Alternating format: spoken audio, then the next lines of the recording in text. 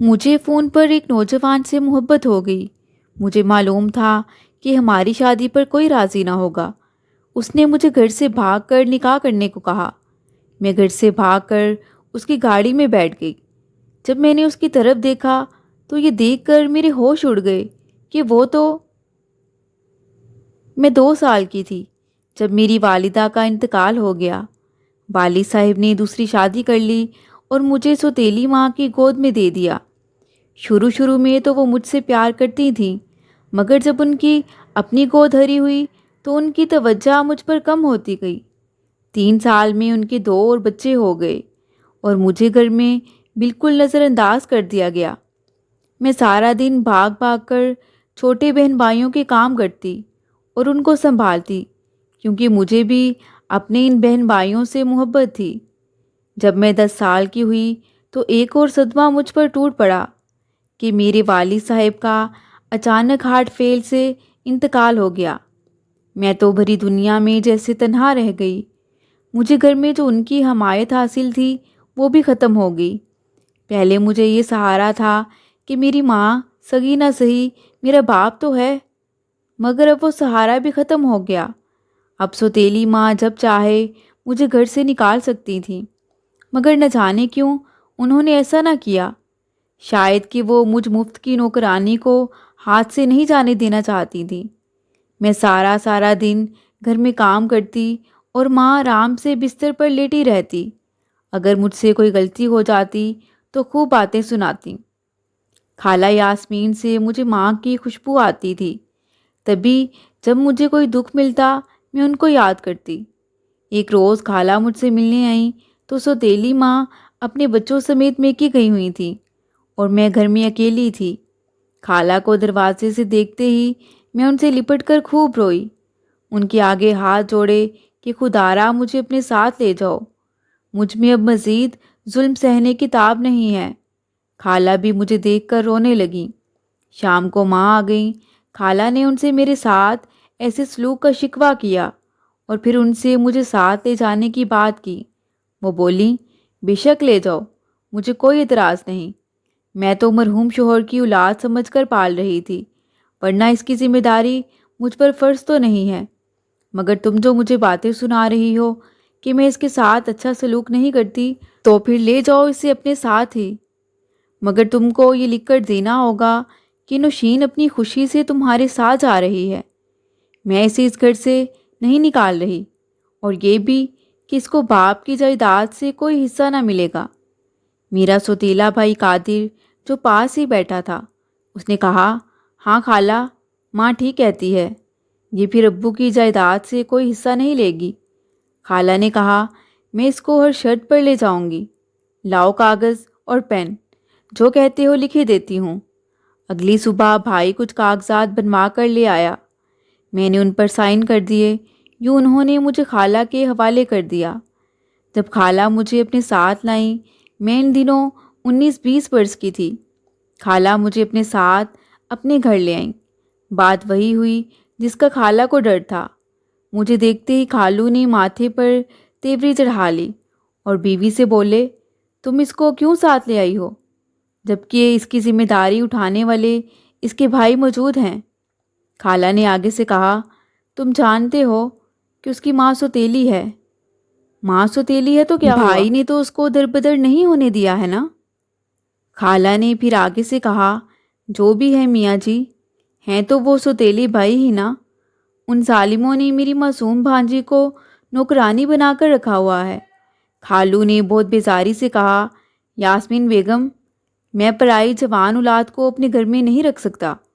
پہلے بھی میں یہ بات تم کو کئی بار کہہ چکا ہوں، تم اس کو اس کے وارثوں کے حوالے کر رہو۔ خالو نے دو ٹوک فیصلہ سنا دیا۔ اب خالہ پریشان تھی اور میں سوتیلی ماں کے پاس رہنے کو تیار نہ تھی۔ پھوپھیاں مجھے گھر رکھتی نہ تھیں۔ مجھ پر سوتیلی ماں کو ظلم ڈھاتے دیکھ کر بھی چپ سادھے رہتی تھیں۔ خالہ بہت مجبور و پریشان تھیں کہ ان کے شوہر بہت تنگ مزاج آدمی تھے۔ وہ بیچاری خود پتہ نہیں کیسے اپنے بچوں کی وجہ سے ایسے مرد کے ساتھ گزارا کر رہی تھیں۔ خالہ بہت سوچ بچار کرتی رہیں اور پھر بالآخر مجھے میرے والد کے کزن کے گھر لے گئیں، جن کو سب میاں جی بلاتے تھے۔ ان کی بیوی سے خالہ نے میری بپتا سنا کر کہا کہ باجی آپ اس بن ماں باپ کے بچی کو اپنے پاس رکھ لو اور اپنی بیٹی بنا لو۔ اس عورت کو بھی مجھ پر ترس آ گیا۔ اس نے اپنے شوہر میاں جی سے بات کی اور انہوں نے مجھے اپنے گھر ٹھہرانا قبول کر لیا۔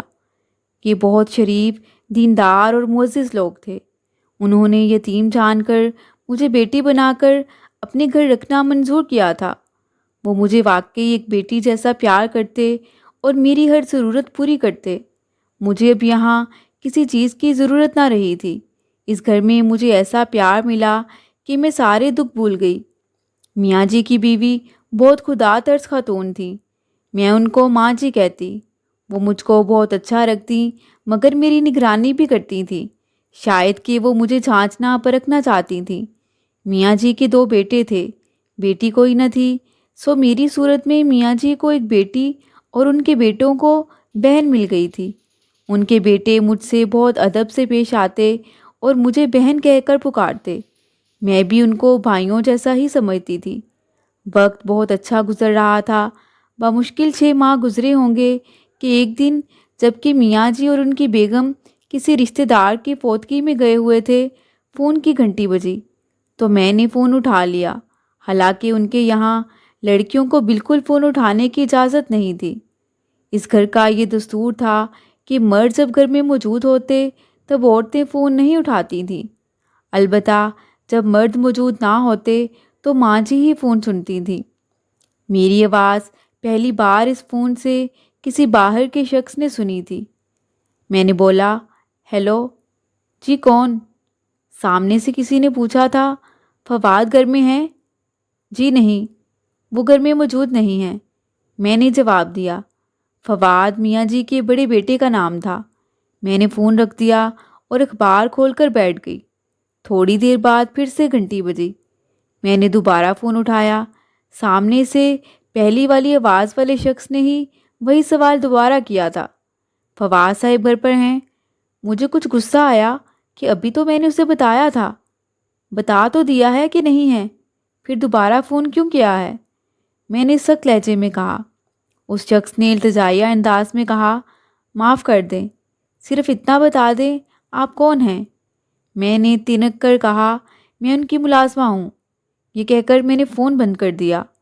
میں دوسرے کاموں میں لگ گئی مگر وہ آواز بار بار میرے کانوں میں گونج رہی تھی۔ خدا جانے اس شخص کی آواز میں کیسا سحر تھا کہ اس کی آواز مجھ سے بلائی نہ جاتی تھی۔ اگلے کئی دنوں تک اس آواز کا جادو میرے ذہن پر سے نہ گیا۔ میں نہیں جانتی تھی کہ وہ کون تھا اور کیوں اس نے فواد کو فون کیا تھا۔ نہ تو میں نے اسے دیکھا تھا مگر پھر بھی اس کے لب و لہجہ کی مٹھاس نے میرے دل میں جیسے رس گھول دیا تھا۔ اب میرے کان ہر وقت فون کی گھنٹی پر لگے رہتے تھے۔ 2 ہفتے گزر گئے۔ اب مجھے انتظار رہتا کاش اس شخص کا دوبارہ فون آ جائے اور میں اس کی سحر انگیز آواز سنوں۔ جب انسان مسلسل ایک آرزو کرتا رہے وہ بر ہی آتی ہے۔ ایک روز پھر مجھے موقع مل گیا۔ میں حال کمرے میں فون کے پاس کھڑی تھی کہ اچانک گھنٹی بجی۔ میرا دل دھڑک اٹھا۔ دل میں فوراً آیا شاید اسی اجنبی کا فون ہو۔ میں نے جھٹ فون اٹھا لیا اور وہی آواز کانوں میں گونجی۔ اس کا سحر مجھے اپنی جانب کھینچنے لگا۔ سامنے سے آواز آئی، اوہ، آج تو میری خوش قسمتی ہے کہ آپ نے فون اٹھایا۔ میں کچھ حیران ہوئی۔ پھر وہ کہنے لگا، مجھے نہیں لگتا کہ آپ خادمہ ہو۔ سچ بتا دیں کون ہیں آپ؟ کیا میاں جی کی رشتہ دار ہیں؟ میں نے آگے سے جان بوجھ کر بیزاری سے کہا، آپ جو سمجھ لیں، رشتہ دار یا خادمہ، لیکن آپ کو اس سے کیا؟ کیوں فون کیا ہے آپ نے؟ تب اس نے بتایا کہ اس کا نام گلزیب ہے اور میاں جی نے کچھ سامان بھجوانا تھا راول پنڈی سے پشاور، اسی بارے میں ان سے پوچھنے کے لیے فون کیا تھا۔ 2-4 باتیں کر کے میں نے فون رکھ دیا۔ میں نے میاں جی کو تو کچھ نہیں بتایا لیکن فواد کو بتا دیا کہ کسی گلزیب کا فون آیا تھا اور وہ سامان بھجوانے کا پوچھ رہا تھا۔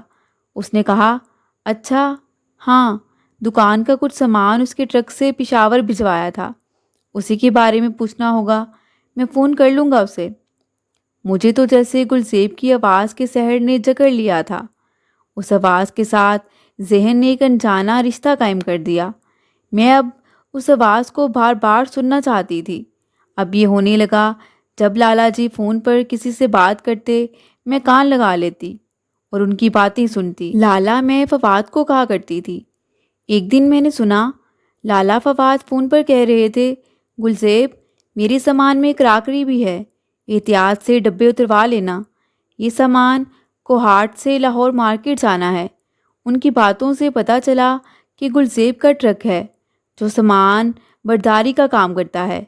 ایک روز جب میاں جی اور ان کی بیوی اپنی بہن سے ملنے گئے ہوئے تھے، فواد لالا بھی گھر پر نہ تھے۔ میں حال کمرے میں بیٹھی ایک کتاب پڑھ رہی تھی کہ فون کی گھنٹی بج اٹھی۔ اس دن پھر مجھے فون اٹھانے کا موقع مل گیا۔ فون اٹھاتے ہی اس نے کہا، دیکھیے مجھے آپ سے کچھ ضروری بات کرنی ہے۔ میں کافی دنوں سے یہ دعا کر رہا تھا کہ آپ فون اٹھائیں۔ آج قسمت نے موقع دیا ہے تو میں یہ موقع ہاتھ سے گنوانا نہیں چاہتا۔ میرا دل زور زور سے دھڑکنے لگا، گویا کہ جو حال ادھر تھا ادھر بھی کچھ نہ کچھ تو ضرور تھا۔ میں بھی تو یہی چاہتی تھی کہ وہ کچھ کہے۔ گلزیب نے اس دن مجھے اپنا نمبر دے دیا۔ یوں میری تنہائی کے دشت میں پھولوں کے انبار لگ گئے۔ اب جب موقع ملتا میں گلزیب کو فون کر دیتی۔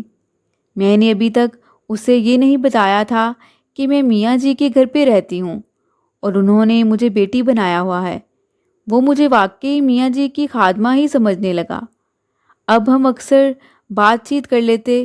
میں جب کسی کی آہٹ سنتی تو فون رکھ دیتی۔ ایک روز اس نے باتوں باتوں میں کہا کہ میں تم سے شادی کرنا چاہتا ہوں۔ میں نے کہا، ایسے کیسے تم مجھ سے شادی کر لو گے؟ تم نے تو مجھے ابھی تک دیکھا بھی نہیں ہے۔ وہ کہنے لگا، تم مجھے بہت اچھی لگنے لگی ہو۔ میں ہر وقت بس تمہارے ہی بارے میں سوچتا رہتا ہوں۔ پھر کہنے لگا کہ تمہاری ایک جھلک میں نے میاں جی کے چمن میں دیکھ لی تھی جب میں لاری کے لیے ان کا سامان اٹھانے آیا تھا۔ میں حیران رہ گئی، گویا کہ وہ مجھے دیکھ چکا تھا۔ میں نے کہا، کیا تم ایک خادمہ سے شادی کرو گے؟ اس نے کہا، کیوں نہیں؟ کیا وہ انسان نہیں ہوتی؟ میری نظر میں ہر انسان برابر ہے، ملازمہ ہو یا مالک۔ میں نے اسے ٹالنے کو کہا، میری منگنی ہو چکی ہے، میری تم سے شادی نہیں ہو سکتی۔ یوں بھی ہمارے لوگ قبیلے والوں میں شادیاں نہیں کرتے۔ وہ کہنے لگا کہ یہ معاملہ تم مجھ پر چھوڑ دو، میں سب دیکھ لوں گا اور تم دیکھنا سب ٹھیک بھی کر دوں گا۔ چاہنے تو میں بھی اسے لگی تھی، لیکن مجھے میاں جی اور فواد لالا کی عزت مطلوب تھی اور نہیں چاہتی تھی کہ جس لڑکی کو انہوں نے بیٹی کہا ہے وہ کسی سے رابطے رکھے اور میاں جی کی بدنامی کا باعث بنے۔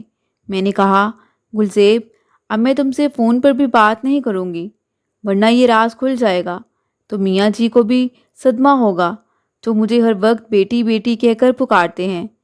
گلزیب پھر بھی مجھے فون کرتا رہا اور رابطہ ترک نہ کیا۔ تب میں نے ایک دن صاف صاف بتا دیا کہ خان صاحب سنو، میں ان کی خادمہ نہیں ہوں بلکہ ایک لاوارث لڑکی ہوں۔ میری آپ سے شادی ناممکن ہوگی کیونکہ مجھ کو اس خاندان نے پناہ دی ہے اور میں ان کی بدنامی کا باعث نہیں بننا چاہتی۔ وہ بار بار اصرار کرتا رہا کہ اگر میاں جی تمہاری مجھ سے شادی پر نہیں مانتے تو تم میرے ساتھ گھر سے بھاگ کر نکاح کر لو، میں ہر قیمت پر تمہیں پانا چاہتا ہوں۔ میں انکار کرتی رہی اور وہ منتیں اور اصرار کرتا رہا۔ میں نے اس سے کہا کہ میں مجبور ہوں، میں پناہ کی خاطر ہی تو ادھر رہتی ہوں۔ تم بار بار مجھے فون کر کے اور اصرار کر کے مجھ سے یہ ٹھکانہ بھی چھیننا چاہتے ہو۔ میں 2 دن کے لیے خالہ کے گھر چلی گئی کہ خالو گھر پر نہ تھے اور خالہ مجھے لینے آئی تھی۔ خالہ مجھ سے کہنے لگی، بیٹی میں تمہیں وہاں چھوڑنے پر مجبور ہوں، جبکہ میرا دل چاہتا ہے کہ تمہیں ہمیشہ کے لیے اپنے پاس ہی رکھوں، مگر تم تو اپنے خالو کو جانتی ہو، وہ تو اپنی بیٹیوں کو بوجھ سمجھتا ہے، تمہیں کیوں کر اپنے پاس رکھے گا۔ میں نے خالہ سے کہا کہ آپ بالکل پریشان نہیں ہوں، میں جن کے گھر ہوں وہ بہت اچھے لوگ ہیں، میں وہاں بہت سکون میں ہوں۔ ہاں بیٹی، میں جانتی ہوں، تبھی تمہارے لیے اس ٹھکانے کو منتخب کیا۔ 2 دن کے لیے تمہارے خالو کام سے کوئٹہ گئے ہیں، میں ان کے آنے سے پہلے ہی تمہیں چھوڑ آؤں گی۔ میں جب گھر آئی تو گلزیب کا فون آ گیا۔ فون اٹھاتے ہی اس نے پوچھا، تم کدھر تھیں؟ میں کتنا پریشان ہو رہا تھا۔ میں نے اسے پھر سمجھایا کہ میرا پیچھا چھوڑ دو، مگر در حقیقت میں خود بھی اس کی محبت میں بری طرح پھنس چکی تھی، اور میرا خود کا بھی اسے بات کیے بنا گزارا نہ تھا۔ لیکن میں بھی مجبور تھی کہ بڑی مشکلوں سے مجھے یہ ٹھکانہ ملا تھا۔ میں نے اسے کہا کہ میاں جی میری تم سے شادی کبھی نہیں کریں گے۔ اس نے کہا، تم اپنی خالہ کے پاس کیوں نہیں چلی جاتی؟ ان کو منا لو، وہ میری تم سے شادی کروا دیں گی۔ وہاں جاؤں گی تو اس پناہ سے بھی جاؤں گی، کیونکہ خالو مجھے رکھنے کو بالکل تیار نہیں ہیں۔ اس نے کہا، میں تمہیں پناہ دوں گا۔ میں تمہیں اپنی بیوی بنا کر پناہ دینا چاہتا ہوں، اور تمہیں عزت کی زندگی دینا چاہتا ہوں۔ اس کی باتوں نے مجھے بے بس کر دیا۔ بالآخر میں نے کہا، اگر آپ مجھے پناہ دینا چاہتے ہیں تو میں آپ کے گھر بھی خادمہ بن کر آ جاتی ہوں، اور آپ کے گھر والوں کی خدمت کر لوں گی۔ وہ کہنے لگا، تم کیوں خادمہ بنو گی؟ تمہیں میں اپنے دل کی رانی بنا کر رکھنا چاہتا ہوں۔ آج تک تم نے جو کچھ سہا، میں اس کے بدلے تمہیں سارے سکھ پہنچانا چاہتا ہوں۔ آج تک قسمت نے جو کچھ تمہارے ساتھ کیا، وہ سب سوچ سوچ کے میرا دل بہت دکھی ہو جاتا ہے، مگر میں اب تم سے شادی کر کے تم بے سہارا لڑکی کو باعزت زندگی دینا چاہتا ہوں۔ اپنی محبت بھری باتوں سے مجھے گلزیب خان نے ذہنی طور پر آمادہ کر لیا کہ میں میاں جی کا گھر چھوڑ کر اس کے گھر میں پناہ کے لیے چلی جاؤں۔ جب اس نے بار بار مجھے میاں جی کا گھر چھوڑ کر اس سے نکاح کرنے پر اصرار کیا تو میں بھی اپنے دل کے ہاتھوں مجبور ہو گئی، اور گھر سے اس کے ساتھ نکل بھاگنے کا فیصلہ کر لیا۔ ایک روز میں ملازمہ کے ساتھ خالہ کے گھر چلی گئی، کیونکہ مہینے کے آخری دنوں میں خالو اکثر کام کے سلسلے میں دوسرے شہر جاتے تھے۔ میاں جی کی بیگم نے بھی مجھے جانے کی اجازت دے دی اور کہا کہ بیٹا جب آنا ہو فون کر دینا، میں خود یا کسی کو لینے بھیج دوں گی۔ خالہ کے گھر ٹیلی فون نہیں تھا، البتہ خالہ کے پڑوس میں تھا۔ میں پڑوسن کی لڑکی سے ملنے کے بہانے گئی، اور وہاں سے موقع پاتے ہی میاں جی کی بیگم کو فون کرنے کے بہانے گلزیب کو فون کیا۔ اس کو بتا دیا کہ میں فلاں جگہ ہوں۔ وہ کہنے لگا، نزدیکی سٹاپ چند قدم پر ہے، ادھر آ جاؤ۔ میں نے ایک آخری بار سوچا، مگر میرے دل پہ بھی میرا اختیار نہیں تھا۔ میں نے اسی گھر سے قدم سٹاپ کی طرف بڑھا دیے، اور خالہ سے بھی نہ ملی کہ پتہ نہیں پھر نکلنے کا موقع ملے کہ نہیں۔ مجھے بھی تو گلزیب سے ملنے اور اس کو دیکھنے کا شوق تھا۔ ایک تجسس بھی تھا کہ وہ کیسا دکھتا ہوگا۔ اس کی باتوں اور آواز سے وہ بہت خوبصورت نوجوان لگتا تھا۔ خالہ سمجھ رہی تھی کہ میں ابھی تک پڑوس میں ہوں، مگر میں ان کے گیٹ سے نکل کر سڑک پر آ گئی، جہاں لاریوں اور ٹرکوں کا اڈا تھا۔ میں ادھر ایک جگہ کھڑے ہو کر ادھر ادھر دیکھنے لگی۔ مجھے وہاں کھڑے 10 منٹ ہو گئے۔ میں نے سوچا ادھر ادھر اسے کہیں دیکھتی ہوں۔ اب مسئلہ یہ تھا کہ میں نے گلزیب کو دیکھا بھی نہیں تھا، بس پاگلوں کی طرح ادھر ادھر دیکھ رہی تھی۔ خود کو ہونک لگ رہی تھی کہ ہر آنے جانے والے کا چہرہ تک رہی تھی۔ ہر آدمی کو غور سے دیکھنا اب میری مجبوری تھی، مگر اس سے وہاں موجود بس ڈرائیوروں اور کنڈکٹروں کو شک پڑ گیا، اور وہ مجھے کھا جانے والی نظروں سے دیکھنے لگے۔ شاید کہ وہ مجھے کوئی آوارہ سی لڑکی یا پھر گھر سے بھاگی لڑکی ہی سمجھ رہے تھے۔ 2 آدمی تو وہاں کھڑے ہو کر ٹکٹکی باندھ کر مجھے دیکھنے میں مہو ہو گئے۔ کیونکہ یہ ٹرکوں کا اڈا تھا، اس لیے وہاں عورتیں تو بہت اکا دکا تھیں۔ ایک آدمی میرے پاس آ کر پوچھنے لگا، ہاں بیبی کہاں جانا ہے؟ آؤ میں لے چلوں تمہیں۔ وہ شکل سے ہی کوئی آوارہ آدمی لگتا تھا۔ اس کی کھا جانے والی آنکھوں سے میں سہم گئی، اور دور جا کر ایک ریڑھی کے پاس کھڑی ہو گئی۔ دعا کرنے لگی کہ جلدی سے گلزیب آ جائے۔ اتنے میں ایک لہیم شہیم شخص جو سرحدی ٹوپی پہنے تھا میرے پاس آیا اور پوچھا، نوشین ہو؟ ہاں، میں نے جواب دیا۔ ادھر آ جاؤ۔ یہ کہہ کر وہ آگے آگے چلنے لگا، اور میں اس کے پیچھے پیچھے چل دی۔ کچھ فاصلے پر جب وہ ایک گاڑی کے پاس پہنچا تو دروازہ کھول کر بولا، ادھر بیٹھ جائیں۔ میں پہلے ہی بہت سہمی ہوئی تھی میں نے گاڑی میں بیٹھنے میں بالکل دیر نہ کی اور بیٹھ گئی۔ دل میں سوچنے لگی، اس شخص کو میرا نام بھی معلوم ہے، ضرور گلزیب نے مجھے لینے کو اپنا ڈرائیور بھیج دیا ہے، کیونکہ وہ اکثر ذکر کرتا تھا کہ آج ٹرک لے کر میرا ڈرائیور گیا ہے۔ آج میں ڈرائیور کے ساتھ ٹرک لے کر سوات گیا تھا۔ اس شخص نے گاڑی سٹارٹ کر دی اور خاموشی سے گاڑی چلاتا رہا۔ میں نے اسے مخاطب کر کے دریافت کیا، گلزیب مجھے لینے خود کیوں نہیں آئے؟ کیا آپ ان کے ڈرائیور ہیں؟ وہ میری بات سن کر ہنسنے لگا اور کوئی جواب نہ دیا۔ میں اسے ہنستے دیکھ کر حیران ہو رہی تھی اور میں سمجھ گئی کہ یہی گلزیب تھا۔ میں نے پھر سوال کیا، کیا آپ گلزیب ہیں؟ وہ میری طرف دیکھ کر مسکرایا اور کہا، ہاں، کیوں کیا ہوا؟ اس کی صورت دیکھ کر اب میرا سر چکرایا۔ کرخت چہرہ اور بڑی بڑی مونچھیں، عمر 40 سال سے اوپر تھی اور میں 20-21 برس کی کم عقل لڑکی۔ اف میرے خدا، یہ مجھ سے کیسی فاش غلطی ہو گئی۔ بنا سوچے سمجھے گھر سے قدم نکال لیے اور ایک گمبھیر اور ٹھہری ہوئی آواز کے سحر میں جکڑی یہاں تک آ گئی، ایسے انجان رستے پر کہ جس کی منزل کا بھی پتہ نہ تھا۔ اب میں پچھتانے لگی۔ میرے ذہن میں اس کا خوبصورت سا امیج بنا ہوا تھا، وہ بکھر کر رہ گیا۔ اس نے مجھ سے یہی کہا تھا کہ اس کی عمر 26-27 سال ہے۔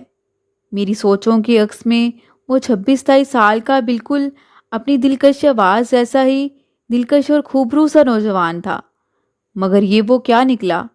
اس کی شکل دیکھ کر ہی مجھے وحشت ہو رہی تھی۔ وہ چپ سادے تھا اور میں چپ سادے سوچ رہی تھی کہ جانے یہ مجھے کہاں لے جا رہا ہے۔ دل تو چاہ رہا تھا کہ اس سے پوچھوں کہ اس نے کیوں مجھ سے جھوٹ بولا کہ وہ ایک جوان لڑکا ہے، جبکہ وہ تو بہت پختہ عمر کا تھا۔ آخر کیوں اس نے مجھے دھوکہ دیا؟ مگر میں خاموش تھی اور اپنے آگے کی زندگی کے بارے میں سوچ سوچ کر مجھے ہول اٹھ رہے تھے کہ نہ جانے یہ آدمی میرا کیا حال کرے، نہ جانے یہ مجھے کہاں لے جا رہا ہے۔ میں نے اپنے غصے کو قابو میں رکھتے ہوئے اس سے کوئی باز پرس نہ کی کہ کہیں وہ میرے ساتھ کچھ غلط نہ کر دے۔ ٹھکانے پر پہنچ کر اس نے مجھے اترنے کو بولا۔ میں گاڑی سے اتر کر ادھر ادھر دیکھنے لگی۔ اس نے اپنے نوکر کو بلایا اور مجھے اس کے ساتھ کر دیا اور اس سے کہا کہ چند دن اسے اپنے گھر رکھو، مجھے بھی ٹرک کے ساتھ جانا ہے، آ کر اسے لے جاؤں گا۔ یہ آدمی اس کا پرانا ملازم تھا اور ہاشم نام تھا۔ وہ مجھے اپنے گھر لے آیا۔ اس کی بیوی ایک نرم کھو عورت تھی۔ اس نے مجھ سے میرے بارے میں پوچھا۔ میں نے سب باتیں اسے سچ سچ بتا دیں۔ وہ سب سن کر بہت پریشان اور دکھی ہوئی، پھر بولی، تم بد نصیب، کس کے چکر میں پھنس گئی ہو؟ تم نے بہت بڑی غلطی کر دی جو ایسے اچھے لوگوں کا گھر چھوڑ کر ایک جرائم پیشہ آدمی کے چنگل میں آ پھنسی ہو۔ اس نے مجھ پر یہ انکشاف کیا کہ جسے سن کر میرے ہوش اڑ گئے کہ گلزیب خان بظاہر سامان برداری کا کام کرتا ہے، لیکن اصل میں اس کے اور دندے بھی ہیں۔ میرے شوہر کے سوا اور کسی کو علم نہیں کہ دوسرے غلط دندوں کے ساتھ یہ لوگ بردہ فروشی کا بھی کام کرتے ہیں۔ یہ ایسے ہی لڑکیوں کو اپنے چنگل میں پھنسا کر یا پھر اغوا کر کے فروخت کرتے ہیں۔ تمہیں بھی یہ ایسے ہی کسی مقصد کے لیے لایا ہے۔ مجھے یہ کافی سال پہلے میں گھر سے دکان پہ گئی تھی، 2 گلیاں چھوڑ کر ایک جگہ بندر کا تماشا لگا ہوا تھا۔ میں وہ دیکھنے وہاں چلی گئی۔ جب میں گھر لوٹ رہی تھی تو کافی دھوپ اور گرمی تھی۔ دوپہر کا وقت تھا، لوگ گھروں میں آرام کر رہے تھے اور گلی سنسان تھی۔ میں مسجد کے پاس سے گزر رہی تھی جب اس نے مجھے پیسوں کا لالچ دے کر چیز دلانے کا کہا۔ میں بچی تھی، اس بات کی سمجھ نہ تھی کہ یہ شخص مجھے اپنے ساتھ لے کر بھی جا سکتا ہے۔ آگے جا کر اس نے سنسان جگہ دیکھ کر زبردستی مجھے گاڑی کی طرف گھسیٹا تو میں ڈر گئی۔ اس طرح یہ گھٹیا شخص مجھے میرے ماں باپ سے دور اس جگہ اٹھا لایا تھا۔ میری عمر 9 برس تھی۔ میں کمسن اور معصوم تھی۔ وہ عورت مجھے اپنے بارے میں بتا رہی تھی اور اس کے آنسو بھی ساتھ بہہ رہے تھے۔ جب یہ مجھے اس جگہ لایا تو میرے رونے دھونے سے ہاشم کو مجھ پر ترس آ گیا۔ اس نے گلزیب سے منت سماجت کی کہ اس بچی پر رحم کرو۔ ہاشم نے منت سماجت کر کے گلزیب خان سے مجھے مانگ لیا کہ میں اس کے ساتھ شادی کروں گا، میری خدمت کے عوض اس کو مجھے دے دے۔ اس وقت ہاشم بھی 21 برس کا تھا اور غیر شادی شدہ تھا، لہٰذا خان نے نہ جانے کیا سوچ کر مجھے اس کے حوالے کیا، اور ساتھ ہی ہاشم سے وعدہ لیا کہ اس احسان کے عوض وہ ساری عمر اس کا وفادار رہے گا اور اس کے سارے رازوں سے کبھی کسی کو مطلع نہ کرے گا۔ اسی باعث ہاشم آج تک اس کا سب سے وفادار ملازم ہے۔ اس وقت ہاشم کی ماں زندہ تھی۔ 4 سال میں اس کی ماں کے پاس رہی اور پھر اس نے میرا نکاح ہاشم سے کرا دیا۔ یوں میں اللہ کے کرم سے اور ہاشم کی مہربانی سے کسی کرکھار کے اڈے پر فروخت ہونے سے ضرور بچ گئی، لیکن ہمیشہ کے لیے اپنے گھر اور ماں باپ سے بچھڑ گئی۔ اس عورت کی بپتا سن کر مجھے چکر آ گیا۔ وہ بھی فکر مند تھی کہ اب میرا کیا ہوگا۔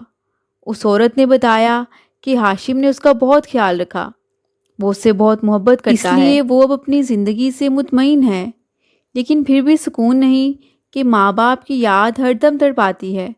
سوچتی ہوں میرے ماں باپ کتنے پریشان ہوئے ہوں گے، شاید کہ وہ اب بھی میرا انتظار کرتے ہوں۔ اس عورت کے آنسو رکنے کا نام نہیں لے رہے تھے، میری آنکھوں سے بھی بے تحاشا آنسو جاری تھے۔ میرے پیچھے رونے اور انتظار کرنے کو میرے ماں باپ تو نہیں تھے، مگر اب اپنے انجام کا سوچ کر میں لرز کر رہ گئی۔ اب پچھتانے لگی کیوں اتنے اچھے لوگوں کو چھوڑ کر یہاں آ گئی، ان کے لیے بھی بدنامی کا باعث بنی جو کہ نہایت عزت دار لوگ تھے۔ کیوں میں بغیر سوچے سمجھے میاں جی جیسے مہربان انسان کے گھر سے نکلی کہ جنہوں نے مجھے اتنی عزت اور محبت دی اور بیٹی بنا کر رکھا۔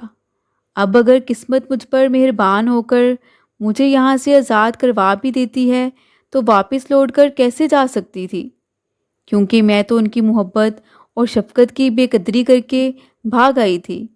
مگر مجھے اس جہنم میں رہنا بالکل بھی گوارا نہ تھا۔ مجھ سے غلطی ضرور ہوئی تھی، لیکن میں اپنے ضمیر کا سودا نہیں ہونے دینا چاہتی تھی۔ میں اب جس مہربان عورت کی تحویل میں تھی اس کا نام ہاجرہ تھا۔ میں اس کی منتیں سماجتیں کرنے لگی کہ میری مدد کرو، میں ساری زندگی تمہاری احسان مند رہوں گی اور تمہیں دعائیں دیتی رہوں گی۔ مگر وہ مجھے رہا کرنے سے ڈرتی تھی کیونکہ وہ خود بیچاری مجبور تھی۔ جب میں نے رو رو کر اس سے منتیں کیں تو اس نے میری مدد کی حامی بھر لی۔ گلزیب اور ہاشم ٹرک لے کر گئے تھے اور ان کو 4 روز بعد واپس آنا تھا۔ ایک دن تو سوچ بچار میں گزر گیا کہ میں آخر جاؤں گی کہاں، میرا تو آگے بھی کوئی ٹھکانہ نہ رہا تھا۔ بالآخر ہاجرہ نے کہا تم سوتیلی ماں کے پاس چلی جاؤ، یہاں سے تو وہی گھر اچھا ہے۔ میں نے کہا کیسے جا سکتی ہوں؟ اس نے مجھ سے کہا تم ایسا کرو کہ ایک خط لکھ کر کورئر سروس سے بھیجو کہ وہ آ کر تم کو لے جائیں۔ یہ ٹیلی فون اور خطوط کا دور تھا، ان دنوں موبائل فون نہیں ہوتے تھے۔ ہاجرہ کے گھر چونکہ ٹیلی فون نہیں تھا اس لیے اس نے مجھے خط لکھنے کو کہا۔ میں نے چٹھی لکھی اور ہاجرہ کے حوالے کی۔ ہاجرہ نے اپنے دیور کو بلوایا تو ٹیکسی چلاتا تھا، اس کو کہا کہ یہ خط کسی کورئر سروس سے بھجوا دو۔ اس نے پہلے تو صاف انکار کر دیا، مگر پھر نہ جانے اسے بھابھی نے کیا سمجھایا کہ اس نے ایسا ہی کیا۔ 4 دن بعد گلزیب آ گیا اور ہاشم سے کہا کہ میں نے اس کا گاہک ڈھونڈ لیا ہے، کنواری لڑکی ہے، دام بھی خوب لیے ہیں، ابھی تم کچھ دن اسے اپنے پاس ہی رکھو، جب میں کہوں اسے میرے پاس لے آنا، پھر میں اسے اس کے مالک کے حوالے کر دوں گا۔ یہ بات مجھے ہاشم کی بیوی سے پتہ چلی تو میں رونے لگی۔ میں ہر وقت خدا کے حضور دعا میں رہتی کہ کوئی معجزہ کر کے مجھے یہاں سے نکال دے۔ بھائی تو شاید مجھے لینے آئے گا بھی نہیں، مجھے اس سے پہلے بھی امید نہ تھی، مگر نہ جانے پھر بھی آخری امید کے ساتھ اسے ہی خط لکھ دیا تھا۔ ان دنوں کی حالت میں بیان نہیں کر سکتی۔ اللہ کسی لڑکی کو ایسے دن نہ دکھائے۔ میں اللہ سے دعا کرتی کہ بس ایک بار مجھے یہاں سے نکال دے، میں سوتیلی ماں کے پاس بھی رہ لوں گی، مگر ایسی غلطی دوبارہ کبھی نہ کروں گی۔ خدا کی قدرت کہ 10-11 دن بعد یہ خط میرے سوتیلے بڑے بھائی خاور کو مل گیا۔ جب اللہ کسی کو بچانا چاہے تو کئی راہ نکال لیتا ہے۔ مجھے امید نہ تھی، مگر میرا سوتیلا بھائی خط ملتے ہی فوراً پولیس اسٹیشن گیا اور رات کو پولیس کی نفری وہاں پہنچ گئی جہاں گلزیب کا ٹھکانہ تھا۔ یہ علاقہ ایک غیر سے نزدیک ایک جگہ تھی جس کا مالک بڑا خان تھا۔ گلزیب اس کا کارندہ تھا۔ صد شکر کہ ہاجرہ جیسی عورت مجھے ملی، ورنہ کسی بھی وقت قانون کی پہنچ سے دور پہاڑوں میں گم کی جا سکتی تھی۔ ادھر جب مجھے کسی اور کے ہاتھ بیچنے کے دن قریب آ رہے تھے، میں رو رو کر ہاجرہ کو مدد کے لیے کہتی کہ مجھے یہاں سے کسی طرح بھی باہر نکالو، مگر وہ بیچاری خود ڈری ہوئی تھی۔ وہ کہتی تھی، ہم کو تیرا دکھ ضرور ہے، مگر مجبور ہیں، کیونکہ ہم جس شخص کے قبضے میں ہیں وہ معافی کے لفظ سے نا آشنا ہے۔ وہ مجھے زندہ نہیں چھوڑے گا، میرا بہت برا حال کرے گا وہ۔ اس نے بتایا کہ گلزیب تو شادی شدہ ہے، وہ تم سے کبھی شادی نہ کرے گا، بلکہ وہ تمہارا کہیں اور فروخت کا سودا کر چکا ہے۔ وہ ایسے ہی لڑکیاں لا کر انہیں یہاں کے لوگوں اور سرحد کے اس پار بھی فروخت کرتا ہے۔ اس کا یہی کاروبار ہے۔ وہ ٹرک میں سامان کے ساتھ ان عورتوں کو بھی لے جاتا ہے، اس لیے ہم بھی تجھ کو زیادہ دن یہاں نہیں رکھ سکتے۔ صد شکر کہ میرے بھائی خاور نے ہمت کی اور کسی بااثر شخص کی مدد سے یہاں پولیس لے آیا۔ پولیس اس جگہ کو ڈھونڈنے میں کامیاب ہو گئی جہاں بڑے خان اور گلزیب کا رہنا سہنا تھا۔ گلزیب کا ٹرک جو ہی ان کے ٹھکانے واپس آیا، پولیس نے ان کو گرفتار کر لیا۔ مجھے امید بہت کم تھی کہ میرا بھائی میری مدد کو آئے گا، مگر وہ آ گیا۔ جب مجھے اس بات کا علم ہوا کہ گلزیب گرفتار ہو گیا ہے اور میرا بھائی یہاں آیا ہے، تو میں خدا کے حضور سجدے میں گر پڑی۔ مجھے بالکل بھی یقین نہیں ہو رہا تھا۔ بالآخر خون کا رشتہ رنگ لایا، اپنا خون پھر اپنا ہوتا ہے۔ بھائی اگرچہ سوتیلا تھا، مگر تھی تو میں اسی کے باپ کی بیٹی۔ جب اس کو میرا خط ملا، وہ نہ رہ سکا۔